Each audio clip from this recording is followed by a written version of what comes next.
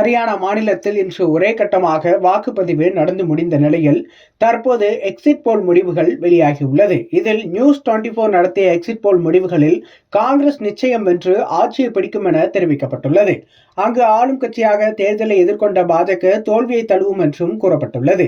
ஹரியானா மாநிலத்தில் இப்போது நயாப் சிங் சைனி முதலமைச்சராக இருக்கிறார். அங்குள்ள 90 இடங்களுக்கும் இன்று ஒரே கட்டமாக வாக்குப்பதிவு நடந்தது.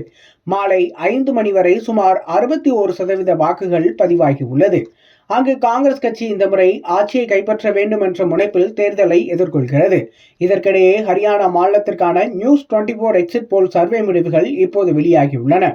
அதில் காங்கிரஸ் தனி பெரும்பான்மையுடன் ஆட்சியை பிடிக்கும் என தெரிவிக்கப்பட்டுள்ளது. அதே நேரம் இப்போது ஆளும் கட்சியாக தேர்தலை சந்தித்த பாஜகவால் அதிகபட்சம் 32 இடங்களில் மட்டுமே வெல்ல முடியும் என தெரிவிக்கப்பட்டுள்ளது.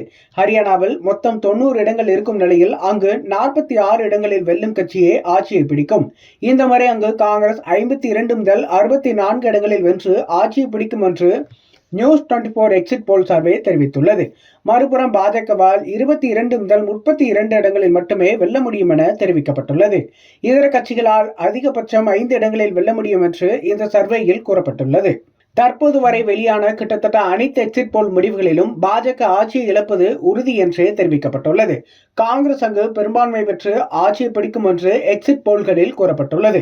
தேர்தல் முடிவுகள் இதை ஒட்டியே அமைந்தால் காங்கிரஸ் 10 ஆண்டுகளுக்கு பிறகு அங்கு ஆட்சியை பிடிக்கும் என்பது குறிப்பிடத்தக்கது.